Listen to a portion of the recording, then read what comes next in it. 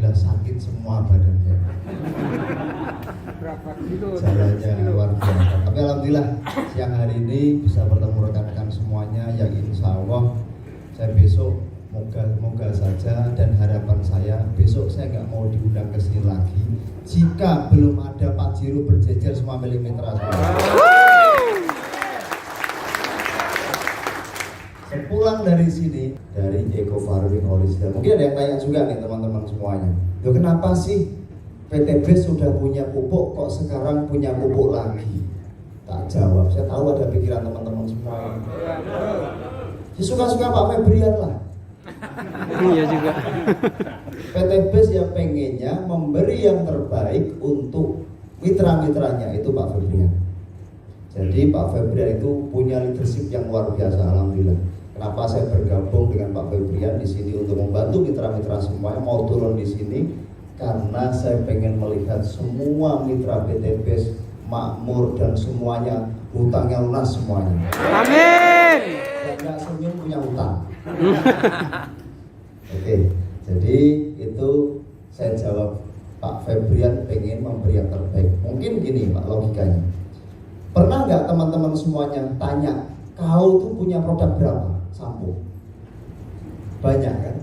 Ada beberapa sampo. Apakah kita ngobrol, kau kenapa kamu sudah punya sampo satu kok bikin sampo lagi? Suka-suka kau kan? Nah, artinya kan suka-suka kalau saya pemimpin pakai Clear, teman-teman pakai Sunsil, Emeron, Pantene dan lain sebagainya, produk yang sama bebas, dan itu sah sudut pandang perusahaan. Makanya PTBS hadir di sini untuk mengenalkan produk-produk yang alhamdulillah kemarin sudah beberapa di trial dan alhamdulillah semuanya sukses Pak. Jadi produk-produk ada beberapa produk, yang pertama fotosintesa, slow release fotosintesa itu lebih awal muncul, dan bahayanya memang saat ini dalam proses perizinan. Dan alhamdulillah lagi fotosintesa bulan ini izin sudah clear Pak. Alhamdulillah, amin. Dan selama ini sudah di-trial dalam rangka demplot, dan sampai saat ini semuanya kecewa. Kenapa enggak dari dulu? Karena alhamdulillah di handphone saya ini ada lebih dari 17.200 testimoni, semuanya tidak ada komplain sama sekali. Komplain wajar Pak, wajar. Karena ternyata kemarin ada testimoni nanam semangka. Pak, bisa nggak Pak semangka dibikin 7 kilo naik? Bisa. Kalau bisa saya akui jempol, udah gini aja. Tak saya kita gini kan. Wah, tuh bisa nggak fotosintesa pakai semangka? Beratnya bisa berat, saya tanya. Pengen berat berapa? Saya ajak taruhan mie ceker. Oke, sepakat akhirnya kan gitu. Oke. Ternyata kemarin pangan ngabari rata-rata 12, ada yang 15,6 kg. Dan malah bingung Pak, loh Pak kalau gini jualnya kemana? Loh salah. Kemarin kecil salah, besar salah. Itu makanya banyak testimoni-testimoni yang notabene semuanya kecewa. Ada yang capek Pak, capek buahnya nggak berhenti-berhenti. Bahkan ada yang telepon, Mas ada nggak sih buah yang obat yang untuk menghentikan buah? Ada Pak, gaji mesin Pak dipotong. Jadi alhamdulillah petani-petani di sini alhamdulillah berbahagia. Jadi semoga aja hasil dari yang kita trail di Jawa dan beberapa daerah, kemudian di Riau ini menjadi narasi yang paling asik sehingga teman-teman nggak usah ngomong karena sudah diwakili tanaman, biarkan tanaman yang berbicara. Karena kasihan mitra-mitra Pak kadang, maaf, kasihan mitra-mitra. Kalau di Jawa itu saya tahu, naik motor jauh-jauh sampai sana harapannya closing besar, ngomongnya bla bla bla bla bla bla. Waktu itu beli cuma satu diutang.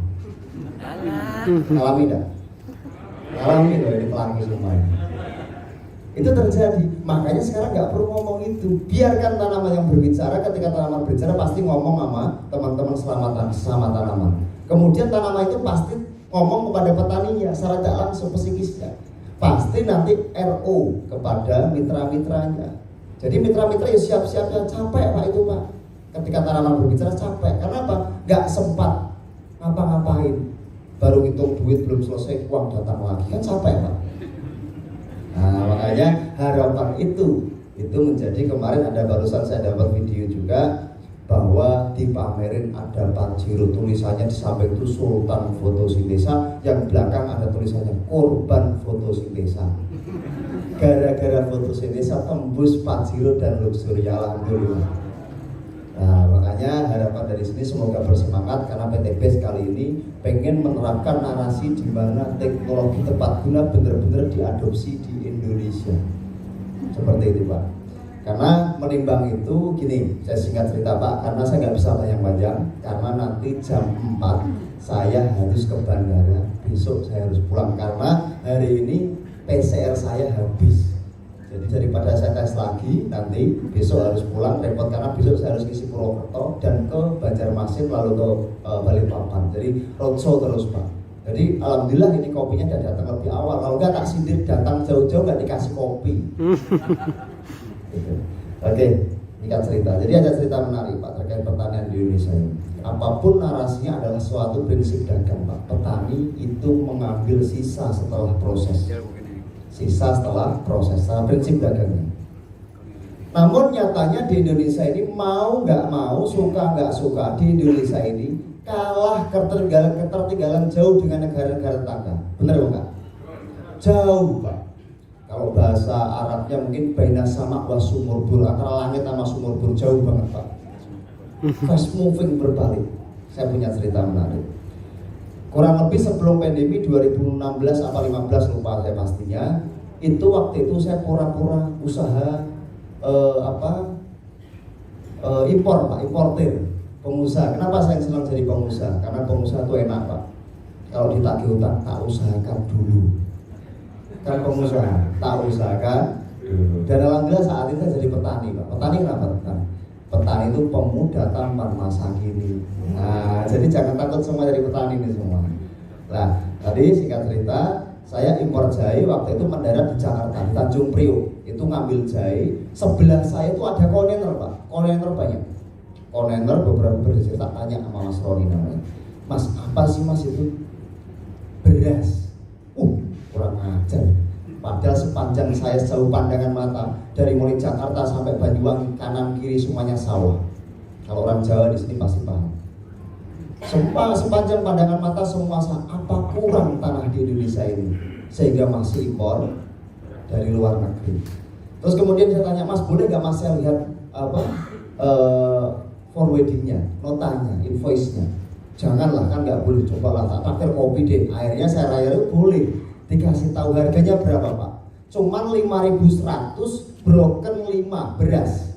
Padahal di Indonesia harga itu harga 8.000 up, bahkan 9.000 lebih harga broken 5. Oke, saya berpikir, langsung beda saya berpikir, kenapa?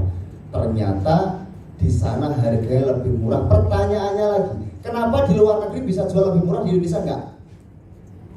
Itu Pak ya, kita tahu masalahnya sehingga kita tahu cara mengupas solusinya. Terus lagi, ada cerita lagi. Saya sendiri Pak alami. Saya impor cabai dari India. Itu harganya cabai kering itu cuman kalau nggak salah kurang lebih 28.000 itu cabai kering. Berarti padahal rendemen cabai basah dan kering itu basah 10 kilo, 1 kilo kering. Artinya harga cabai basah 2.800. Padahal di Indonesia Pak, daerah Tulungagung, Jawa itu tertentu itu kalau nanam cabai dibeli harga 6.000, 10.000. Petani demo Pak, petani cabai bangkrut dan lain sebagainya. Sedangkan di India 2.800 sudah untung belum? Untung pasti, prinsip dagang jual nggak mungkin nggak untung. Tapi kenapa bisa jual harga 2.800? Padahal saya lihat TV di India masih joget-joget Pak. Cabai harga 2.800 masih joget-joget, di Indonesia bilangnya bangkrut. Nah itu masalah Pak. Kita harus tahu bagaimana solusinya. Karena di luar negeri beberapa negara itu sudah menggunakan narasi teknologi tepat guna. Di Indonesia kadang berguna tapi tidak tepat. Itu masalahnya. Nah makanya teknologi diciptakan untuk memudahkan. Oh tak kira kopi lagi. Oh, kopi fotosintesa hitam Pak warnanya Pak, sama seperti kopinya.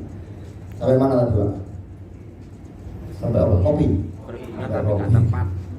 Nah, tadi sampai mana tadi? Berguna. Oh, teknologi tepat guna. Nah, makanya teknologi itu diciptakan untuk bagaimana memudahkan kita. Dan alhamdulillah saat ini PT BES membawa narasi adalah teknologi tepat guna sehingga kita mampu bersaing dengan negara-negara tetangga. Tepuk tangan untuk PT BES.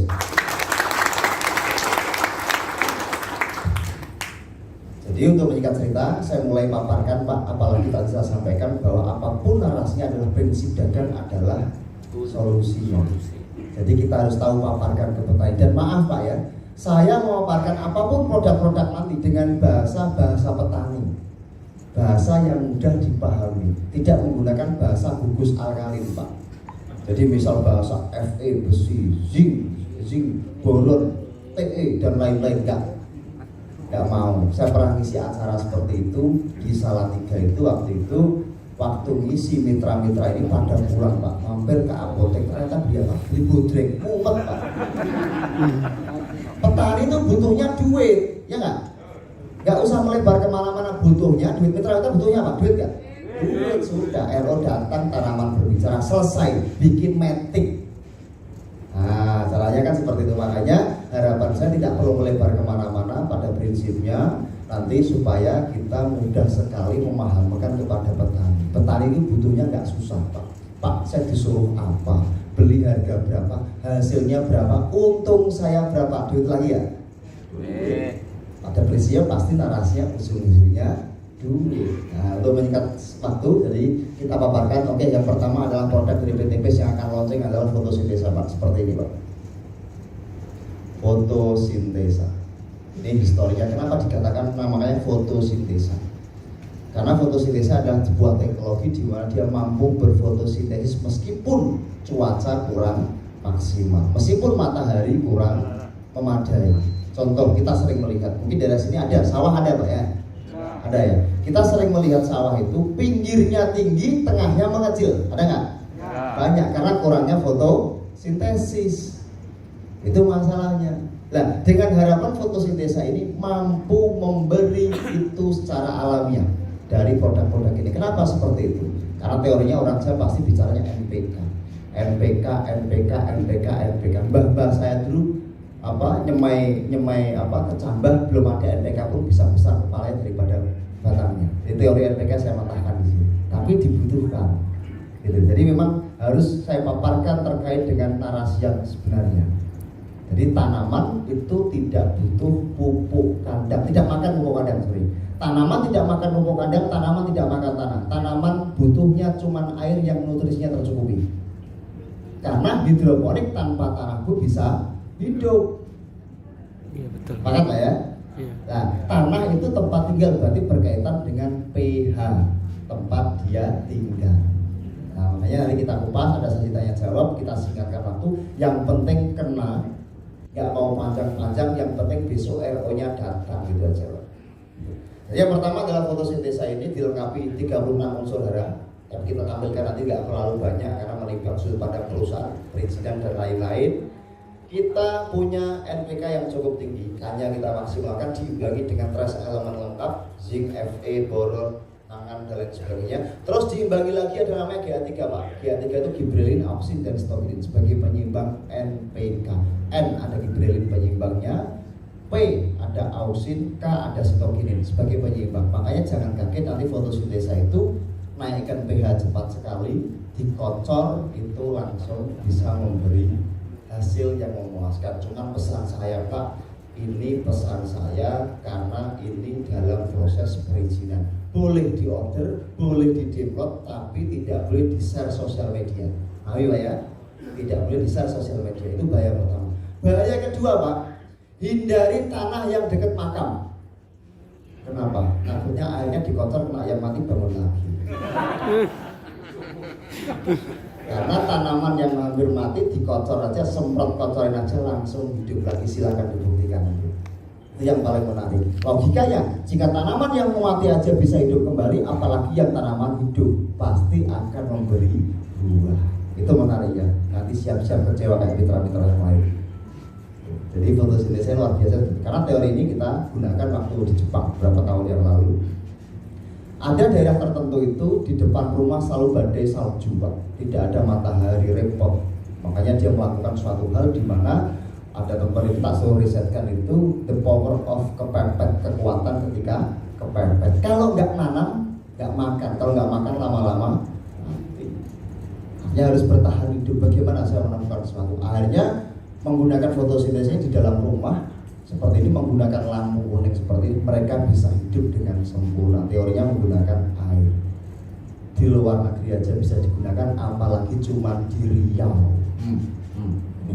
Nah, jadi makanya harapan saya di Indonesia, karena kenapa masalahnya di Indonesia ini tanahnya mau nggak mau, suka nggak suka sudah rusak, Pak.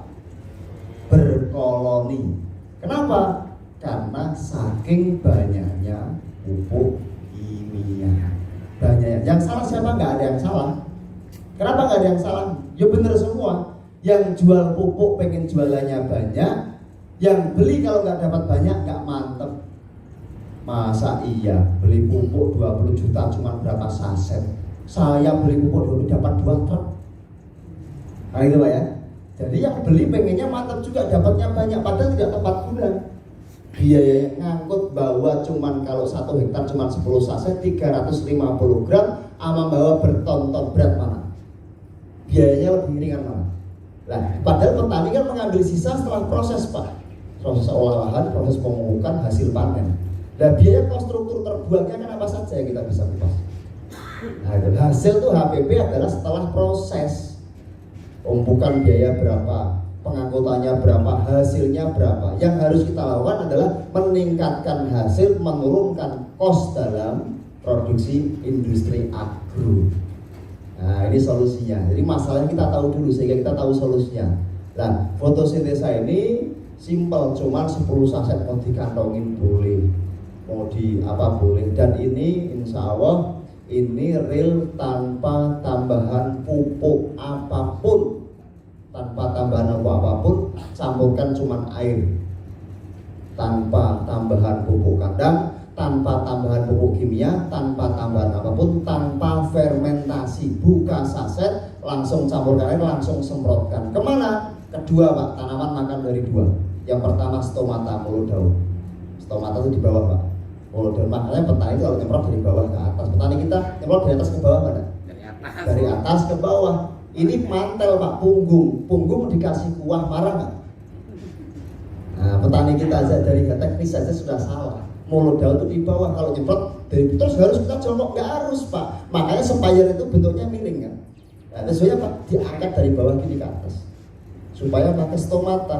Dan kemudian yang kedua di akar, teorinya berarti dikocor atau ditabur. Makanya kasih tahu ke petani bahwa petani itu cara penyemprotannya harus tepat, cara memberi makan pada tanaman seperti itu. Kita sering melihat Pak, cara yang salah hasilnya salah. Contoh, kita sering melihat contohnya ini banyak sawit. Sawit pupuknya ditabur ke sana kemari, gulmanya subur, tanamannya tidak berkembang maksimal. Kenapa seperti itu? Karena waktu ditabur nggak dicek pH. Cek pH nggak rata-rata? Enggak. Padahal pH itu wajib. Jika pH-nya di bawah 5, tanaman apapun tidak mampu menangkap nutrisi. Tanaman mampu menangkap nutrisi di pH 5 sampai 7 Pak. Ibaratnya kita kasih makan enak, sate, gulai, pecel di ini ruangan, tapi maaf di tempat pembuangan sampah, muntah nggak? Muntah. Muntah. Berkaitan dengan pH. Dicek dulu pH-nya harus bagus. Kalau tempatnya nyaman, otomatis tanaman singgah juga nyaman. Nah, masalahnya saat ini harus dicek. Nah, caranya bagaimana menaikkan pH? Bisa menggunakan fotosintesa, semprot ke lahan. Bisa juga menambahkan kapur dolomit. Tinggal menghitung efisiensi biaya. Lebih murah mana fotosintesa dengan dolomit? Kalau di daerah saya lebih murah dolomit Pak. Dolomit tempat saya cuma 200.000 per ton. Di sini nggak tahu. Nah, kalau dari sini memang mahal ya mungkin menggunakan fotosintesa lebih efektif. Semprotkan pelan untuk menaikkan pH.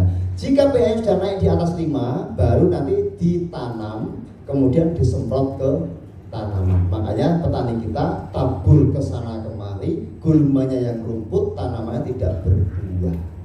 Karena pas waktu itu apalagi ini, kenapa interval pupuk rata-rata 15 hari? Penyemprotan pupuk intervalnya kenapa 15 hari? Tahu nggak kenapa Mas? Ya kalau yang tahu tak traktir mie ayam. Ada yang tahu? Karena pupuk itu menguap 15 hari Pak. Pupuk cair itu menguap 15 hari. Pupuk kimia pun menguap 15 hari. Masalahnya, contoh, ditabur pupuk, dia terjadi penguapan 15 hari. Diserap dan tidaknya tergantung pada pH tanah. Jika pH tanahnya nggak stabil, dia nggak mampu menerima, otomatis nggak berguna itu semua. Terjadi penguapan nol, terjadi penyerapan atau ada penyerapan tapi kecil sekali. Teknis gitu Pak. Makanya sawit kita nggak berkembang maksimal. Kalau kita menemukan. Tapi salah nggak ada yang salah. Tapi kita di sini kalau yang tahu bagaimana cara kita untuk memberi solusinya. Makanya cara-cara ini adalah teknis-teknis di mana nanti menjadi acuan teman-teman semuanya untuk ke perkebunan-perkebunan. Jadi fotosintesa ini caranya cuma simpel, semprotkan ke mulut daun atau ke akar, dikocor boleh, semprotkan boleh. Jika horti sama, cara pakainya 1-7 setelah munculnya tunas. Setelah munculnya tunas itu hari pertama tanam Pak. Ingat-ingat, hari pertama tanam adalah hari pertama munculnya tunas. Bukan kita nanam nyemai misal sawit pakai TN1 atau apa, mungkin semen-semen jagung atau jahe ditanam itu tiba-tiba langsung ini hari pertama tanam dikocor. Bukan, hari pertama munculnya tunas adalah hari pertama tanam. Itu mulai kita teorinya bayi baru lahir berarti butuh susu enggak? Itu teorinya. Bayi baru lahir butuh asupan gizi karena cadangan makanan kalau dia itu 18 hari. Makanya ketika dia muncul tunas langsung disiapkan penyiraman atau penyemprotan supaya langsung diberi makan. Nah kemudian 15 hari lagi disemprot lagi. Jika di horti misal tadi hortikultura ini pertama 4 saset jadikan 16 tangki penyemprotan karena rata-rata 16 tangki dalam 1 hektar. 4 saset jadikan 16 tangki. Terus kemudian 15 hari kemudian itu 2 saset jadikan 16 tangki. Kemudian 30 terakhir 45. Kenapa 45 itu masa generatif Pak? Atau kalau sampaikan petani masa tengah-tengah umur. Karena padi itu sayuran itu padi hamil itu umur 42 sampai 45 hari. Makanya kuncinya jika hamil, istri hamil harus dikasih 4 sehat 5 sempurna. Jadi kuncinya di situ. Kunci tanaman apapun adalah masa vegetatif dan generatif. Nah dosisnya boleh nggak Pak? Kasih 4 boleh. Pertama 4 saset 16 tangki, kedua 4 saset boleh, mau 10 aja boleh. Tidak ada kata overdosis. Yang ada over RU. Tuh, jadi fotosintesa ini menariknya tidak ada overdosis. Pak, ketika ini terus kemudian kadaluarsanya berapa tahun? Ya 300 tahun lah. Gitu. Kalau kurang 300 tahun lebih 6 hari saja. Ini tidak ada kata kadaluarsa Pak. Sampai kapanpun tidak ada. Seperti film ibu-ibu apa Andin apa? Tanpa batas waktu. Nah, itu makanya ini tanpa fermentasi, tanpa ada kata overdosis dan tidak ada kata terlalu lama juga ya, aman kita. Tapi saran saya memberikan keadaan fresh Pak. Pak boleh nggak dibiarkan kalau memang perlu dibiarkan hanya teknis untuk membagi konsentrasi pada tanaman saja. Jika enggak usah biarkan seperti ini saja.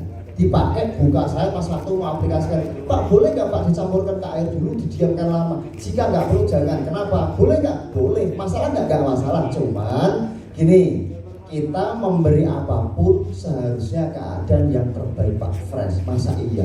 Masak sayur bening, sayur bayam, masakan kemarin dimasih makan saat ini. Kita doyan tuh karena bukan karena enak dan tidak enak, karena kelaparan Pak.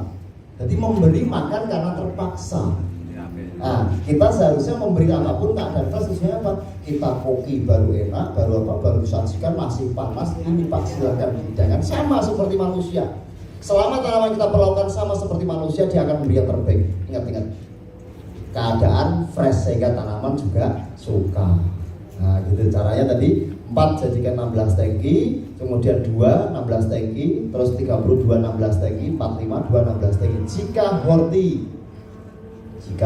horti padi, jagung apa itu boleh. Jika tanaman musiman seperti 9 bulan itu boleh, nanti 1 sampai 7, kemudian 15, 30, 45, 60, 90, 120 jika porang, misal porang, terus ketela, terus apalagi yang tanaman musiman jahe, itu kuncinya di 120 hari. Kalau tebu, mungkin sini jarang tebu. Ada tebu Pak? Gak ada? Gak ada tebu, gak usah dibahas. Sawit pasti sih gitu. Makanya habis ini tak kasih ilmunya sawit, tapi jangan bilang siapa-siapa, takut kecepatan luxurinya. Karena yang barusan dapat kabar Pak dapat orderan 600 juta hari ini, besok dapat lagi gara-gara produk-produk baru ini. Saya jawab Pak, ikhlas. Itu aja. Jadi ini pertama fotosintesa tadi, caranya pakai intervalnya yang kita lihat di sini, nanti kita share intervalnya. Ada grup mungkin yang menaungi jika mau pakai kalau semua mitra.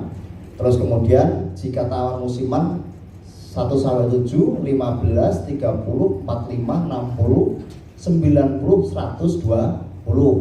Jika sayur bisa seminggu sekali, boleh tanaman kocor.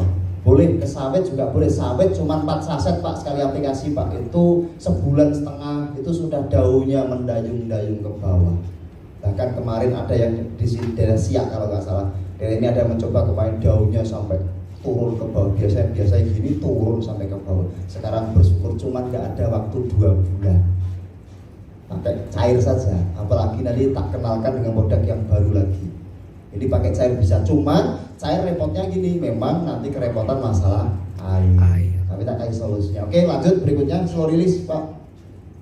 Slow release.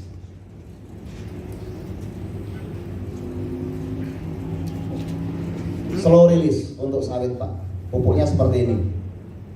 Satu kemasan seperti ini. Jangan dilihat kemasan yang jelek Pak. Ini mending ada dosnya. Pertama kita launching Pak, saya ngisi SLC di Bandung waktu itu, kita bagikan Pak ke mitra-mitra leader-leader itu. Pak, yuk makan. Coba aja ke tanaman. Tiba-tiba berapa 2 minggu tanaman langsung berbuah, apapun berbuah, bla bla bla bla. Waktu itu terus minta kiriman 1 truk. Lah kita belum siap karena PPKM, kemasannya pakai seperti ini Pak. Itu dikasih dus besar. Turun dari truk itu orang ambil masing-masing pakai plastik hitam kresek gitu Pak. Masa PT BES naiknya Pajero, naiknya cuma pakai plastik kayak bagi sembako. Laku Pak. Dan itu rebutan gitu loh. Artinya memang karena ini solusi. Makanya alhamdulillah kita launching, dan ini alhamdulillah bulan ini izin dah keluar. Bulan besok tinggal kita cetak perizinan sehingga kita gampang sekali untuk menjual. Nah ini kenapa? Ini namanya slow release. Pupuk slow release. Kita rilis tapi perlahan. Ini solusi buat sawit, apalagi di sentra sawit terbaik dunia dan terbesar di dunia adalah Riau. Di Indonesia 16,8 juta hektar, nomor 1 dan nomor 2 nya di ini, saya injak ini. Makanya ini adalah solusi Pak, teman-teman kalau mau dapat cepat.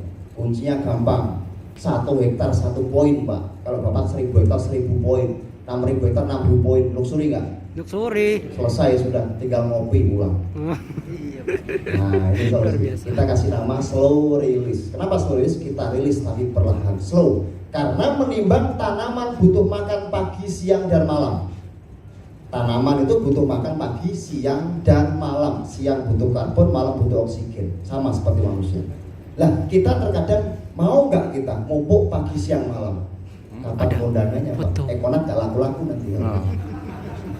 Kan gitu. Nah, makanya kita harus ngasih makan pagi, siang, malam. Sedangkan kita menimbang tadi tak sampaikan pupuk kimia menguap selama 15 hari. Rata-rata sawit di Indonesia itu dipupuk, sudut pandang perusahaan itu. Saya punya kebun sedikit Pak di Kalimantan. Kalau saya diri ini belum punya, semoga besok saya bisa beli kebun sawit di sini. Amin. Awal bersama di sini. Jadi sawit itu sudut pandang perusahaan itu dia dipupuk setahun rata-rata 2 kali menggunakan teori NPK, kan gitu. Nah, ketika seperti ini, saya berpikir logikanya seperti itu. Padahal tanaman butuh makan pagi, siang, dan malam. Nah, sedangkan pupuk kimia itu penguapan selama 15 hari. Jika langsung ditangkap mungkin oke. Jika pH-nya stabil. Jika pH-nya di bawah 5 tidak ditangkap berarti dipupuk. Rasanya tidak seperti dipupuk. Dan pupuk kimia pasti resisten Pak, naik Pak. Hari ini kalau mau bagus 1 kilo bagus, besok pengen naik 1,5 kilo, naik terus Pak. Dan rata-rata ada yang rata-rata 8 kilo satu batang pokok dipupuk selama 2 kali setahun. Nah, kalau benar ditangkap semuanya, oke, 15 hari kali 2 dalam waktu setahun. Berarti 15 kali 2 sama dengan 30. Kita minta sudut pandang perusahaan itu akumulatif selama setahun, dipupuk selama katakanlah cuma setahun 2 kali. Dimakan selama 15 hari kali 2, 1 bulan, 11 bulan nggak makan, 1 bulan ya cuma makan. Itu pun kalau pH-nya bagus. Iya. Jika tidak percuma Pak. Nah, slow release ini harapannya apa? Beratnya pun cuma 1 on untuk tanaman-tanaman sawit yang sudah produktif. Di atas 3, 4, 5 tahun dikasih ini. Caranya bagaimana? Dicangkul Pak. Pakai cangkul kecil saja, dicangkul, dimasukkan, tusuk, tutup, pulang tinggal ngopi. Rutin 3 bulan sampai 4 bulan sekali. Nah, kenapa seperti itu? Karena kalau ditanam slow release ini yang paling menarik adalah dia mampu, tanaman apapun mampu memberi buah di luar musim Pak. Ini real. Karena kita sering melihat Pak, di daerah Riau ini mungkin jika musim durian banyak Pak durian di jalan, kanan jalan. Sepanjang jalan itu banyak durian kalau di Indonesia lagi musim. Jika tidak, ada nggak durian? Tapi di mall dapat nggak? Dapat di mall. Dari mana itu? Thailand sudah menggunakan teknologi di mana narasinya tepat guna sehingga dia mau menciptakan buah 3 bulan sekali panen. Bahkan saya itu menarik Pak, saya punya kebun di daerah Sumowono Kabupaten Semarang itu punya alpukat. Alpukat saya itu hampir 2 bulan sekali, kadang 1 bulan sekali panen. Bikin malunya apa Pak? Tetangga saya nggak panen, kan bikin malu sama tetangga Pak. Gak enak sama tetangga. Punya saya panen, sebelahnya tidak panen. Dan ketika kita punya, lainnya nggak punya, harganya mahal nggak? Mahal karena petani mengambil bisa setelah proses tadi. Itu menariknya. Lah, kenapa di Thailand bisa ekspor ke Indonesia di saat Indonesia kosong? Karena mereka menciptakan teknologi. Di Indonesia enggak, Pak. Sawit saya atau durian saya, kenapa Pak 2 tahun nggak berbuah-buah? Saya tanya, kasih makan nggak? Enggak, ya sudah aja kalau bisa marah Pak dimarah-marahin. Kan nggak mungkin tanaman jalan ke sana kemari cari makan sendiri, nggak mungkin. Kita yang menanam harus bertanggung jawab.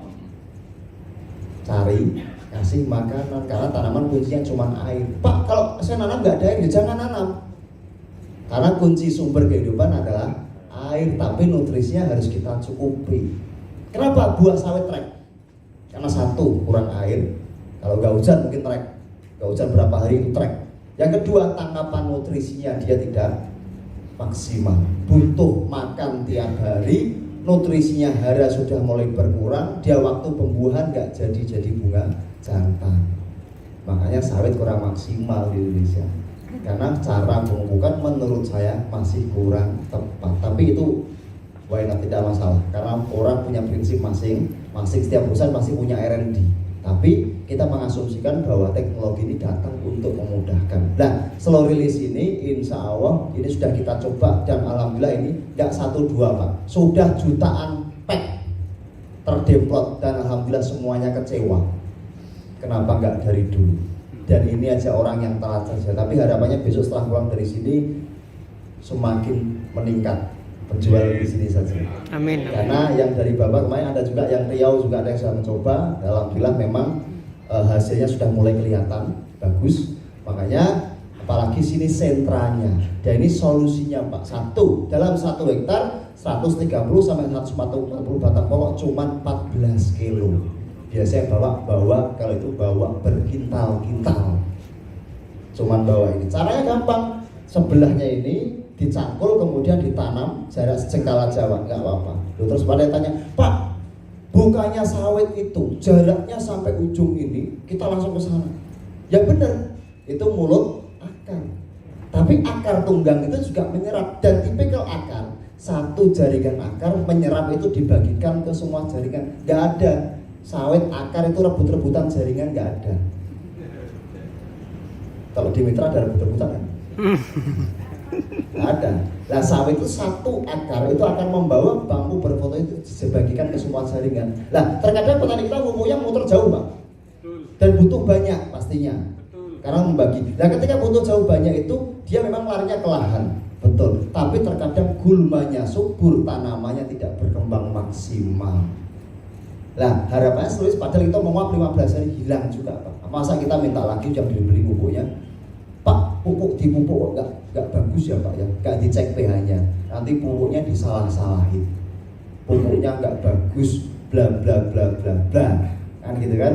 Makanya salah. Makanya ini harapannya slow release ini tinggal ditanam sejengkal saja cukup, nggak usah jauh-jauh. Karena tanaman supaya prasmanan ketika waktu pembuahan itu tangkapan nutrisinya cukup selama 3 bulan ke depan, sehingga tidak ada masa stop untuk dia memproduksi buah. Sebelahnya dijengkal, dicangkul saja, tanam, tusuk, pulang tinggal ngopi. Kalau mungkin di perusahaan malah ada yang ini caranya simpel, dilempar sana sini, sudah bisa nempel karena dia akan terserap otomatis pelan-pelan bersama kelembapan tanah. Tapi saran saya ditanam saja pakai cangkul, kemudian ditanam, kan gampang itu pakai cangkul gini, ditanam, dilempar, tusuk, tutup, pindah sebelahnya, kan banyak, lebih efektif. Terus kemarin juga ada, Pak, nanti kalau dilempar hilang nggak? Ada Pak, kemarin kasus kehilangan. Hati-hati juga ini. Jadi yang di pupuk itu memang saya sarankan dirusak, ditutup, dimasukkan ke dalam supaya tidak terjadi kasus yang sama. Tahu pupuknya bagus, mahal, dicuri Pak. Wah ini yakin berarti bukan mitra PT BES dia. Nah gitu, nggak mau RO. Nah makanya harapannya nanti habis ini menjadi solusi buat teman-teman apalagi di Indonesia. Dan alhamdulillahnya Pak, meskipun gini nanti, ini insya Allah pertama dan satu-satunya di dunia saat ini oleh PT BES. Luar biasa. Tapi jangan percaya, dibuktikan sendiri. Karena kunci apapun narasinya kita jual adalah kita mencoba, yakin baru mudah sekali meyakinkan orang lain. Kita aja nggak yakin mau meyakinkan orang lain, bagaimana? Coba sendiri baru kita yakin, sehingga kita mudah sekali. Kalau ini sudah metik Pak, nggak sempat ngopi Bapak nanti, di rumah saja ngitung RO. Karena yang terjadi banyak saat ini. Saya tiap hari Pak kirim ini 1 kontainer Pak ke Bandung, dari pabrik saya ke Bandung 1 kontainer setiap hari.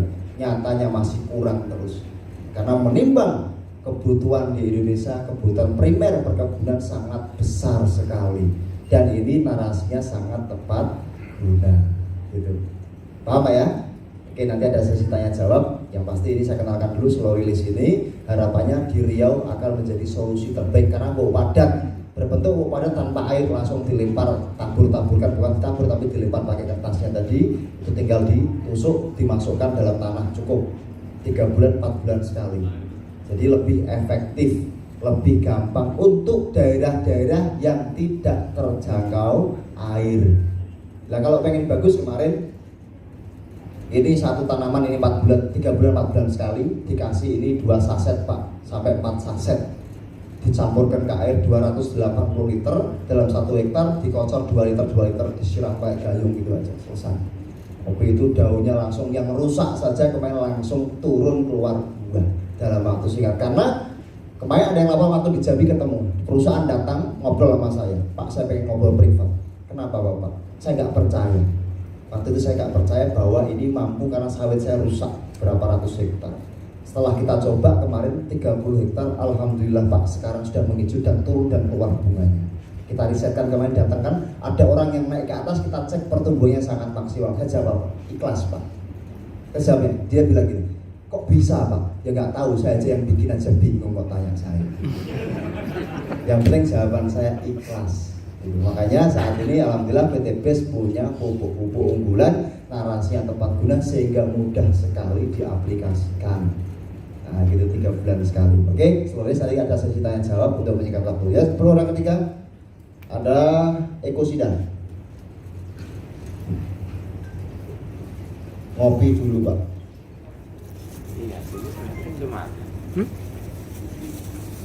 Tapi nggak dikasih gula. Lupa ini. Oke, ekosida.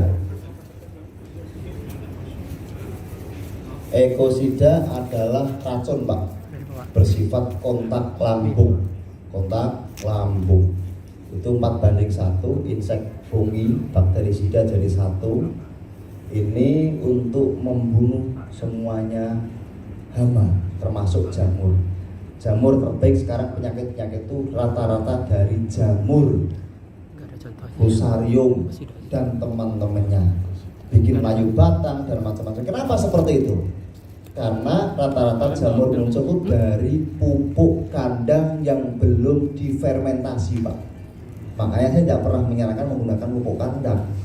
Karena pupuk kandang itu tanaman, makanya dari air urean pupuk kandang. Lah ureanya banyak, ada bakteri, ada virus. Virus mungkin bisa diubah jadi Yakult, Pak. Bagus bagi tanaman, tapi bakteri, Pak. Munculnya fusarium itu dari bakteri yang belum difermentasi. Makanya saya tidak mengemburkan organik pupuk kandang yang begitu banget, karena itu masalahnya. Itu susah diobati dan saat ini namanya bagus, Pak. Fusarium, cantik. Tapi jahatnya luar biasa. Kalau membunuh satu malam tanaman-tanaman habis itu. Bawang dan lain-lain. Makanya ini solusinya ekosida menimbang bahwa petani adalah resikonya gagal panen. Itu adalah resiko. Variabelnya banyak, mungkin tadi dari kalau curah hujan dari apa bisa diatasi dengan fotosintesa. Tapi kalau hama, dan fotosintesa ini buat hama gimana? Ya tidak bisa, wong kita bersifat organik, gitu kan? Artinya kan aman, gitu kan? Tidak membunuh. Nah, ekosida pun sama, bersifat kontak lambung, tidak membunuh secara sistemik, Pak, masuk ke pori-pori, Kak. Jadi jangan kaget jika ulat itu yang disemprot itu semprot set, tiba-tiba ulatnya bilang aku nggak apa-apa, kena ekosida nggak apa-apa, pulang-pulang, Pak, sampai rumah perutnya mules, lambungnya kena, perutnya laporan, mah perut saya kok sakit gara-gara kena ekosida. Loh, kenapa kok sakit, gitu kan? Tiba-tiba besok ada siaran masjid, Pak, innalillahi telah meninggal ulat gara-gara ekosida. Karena kenanya di lambung, mulus-mulus gak doyan makan, kemudian nanti matinya perlahan, gitu. Jadi ekosida bersifat kontak lambung, bukan sistemik. Dia bisa all in one, cara pakainya simple, Pak, semprot. Terus kemudian satu saset ini untuk 32 tangki. Jika dosis pencegahan. Jika penanganan, satu saset bisa 16 tangki. Jika banget penyakitnya banget bisa 10 tangki. Maksimal satu saset 5 sampai 6 tangki saja. Mentok. Kalau emang hamanya bandel banget. Pak, membunuh tikus enggak? Tidak. Kita tidak pernah membunuh darah merah. Kita hanya membunuh darah putih. Jadi kayak kutu kebul, apa itu, yang itu jamur itu pakai ekosida bisa. Jadi ini racun. Cara pakainya tinggal nanti dilakukan dalam air, kemudian nanti disemprotkan, dibagi merata, dibiarkan nggak apa-apa dalam waktu lama. Terus kemudian Ecofit Base ini adalah minuman ternak, Pak. Minuman ternak bagi yang di sini ada peternakan, ayam, bebek, unggas, seperti apa? Sapi, kambing itu pakai minuman ternak ini. Jadi caranya simpel, buka saset 1 gramnya untuk 10 liter atau satu saset 35 gram ini untuk 300 sampai 350 liter minuman ternak. Pak, boleh campurkan pakan, Pak? Boleh, sarannya nggak perlu. Karena saya tidak pernah menyarankan terkait dengan food combination. Food kombinasi itu mencampurkan antara makan dan minum. Dan saya nggak tahu karena nggak tahu pakanannya dari mana itu. Apakah kandungannya apa, seperti apa, saya nggak tahu. Jadi makanya biarkan tercampur alami dalam tubuh sehingga dia bisa menetralisir dirinya sendiri. Itu saran saya hanya untuk di minuman saja. Minuman berarti dicampurkan ke air untuk minuman saja. Jika untuk ke ikan mungkin satu saset ini bisa 500 sampai 1000 liter ke airnya saja. Muncul plankton, Pak. Muncul plankton. Nah, plankton ini yang menjadi makanan imun ikan atau bakteri-bakteri yang di situ memang kayak seperti Yakult, menjaga imun, kemudian dia pasti sehat. Jika imunnya sehat pasti mengurangi nilai kematian. Nah, kalau mati zero, Pak, tidak mendapatkan apa-apa, 0. Tapi jika hidup tapi kecil masih dijual untung. Cuman kemarin testimoni banyak juga, Pak, yang sudah mencoba. Kemarin ada juga, Pak, kenapa, Pak, bebeknya kok gak di testimoni, Pak? Ternyata mau saya videoin bebeknya malu, Pak, obesitas. Jadi nggak mau di video, kan gitu kan? Kalau nggak berani coba. Kalau ini dicoba nanti ke kambingnya bebek, Pak. Coba aja kalau nggak percaya. Kemudian di ikan di ayam juga ayam petelur, telurnya bulat-bulat. Nah, jadi memang sama, tapi dia lebih sempurna gitu. Jadi sesimpel itu. Terus ini ada yang baru lagi, ada namanya Herbiko, Pak. Herbiko udah ada di slide, tapi kita akan mungkin munculkan insya Allah dalam bulan depan. Herbiko itu herbisida bersifat kontak non selektif, yang kena daun mati, obat gulma. Yang kena daun mati, Pak, ke sawah padinya rumputnya mati nggak? Mati, padinya mati juga. Nah, karena kan bersifat kontak non selektif, bukan rekayasa genetika, sehingga kita nanti yang kena daun semuanya mati. Tapi penyiangan dalam sawit nggak apa-apa, sawit sebelahnya ini boleh. Tapi yang tidak, yang daun-daun yang yang kena daun pasti daunnya akan terbakar dan layu. Hanya untuk menunda pertumbuhan gulma, tapi tidak membunuh secara signifikan sistemik ke akar. Dia hanya daun ditidurkan sementara. Jadi kalau emang sawit lahan sebelah buka lahan boleh penyemprotan. Nah, 1 saset kalau di Herbiko ini untuk 4 tangki. Jadi 1 hektar butuh 4 saset. Kurang lebih seperti itu. Jadi kan kita launching juga buat penyemprotan rumput-rumput sebelah rumah, rumput tetangga semprot aja nggak apa-apa. Jadi makanya kan nanti itu hanya untuk gulma. Jadi saya kira sesimpel itu, Pak. Ini pemaparan terkait produk-produk PT PACE yang akan launching. Habis ini ada sesi tanya jawab, kita kupas habis terkait dengan pertanian-pertanian di Indonesia.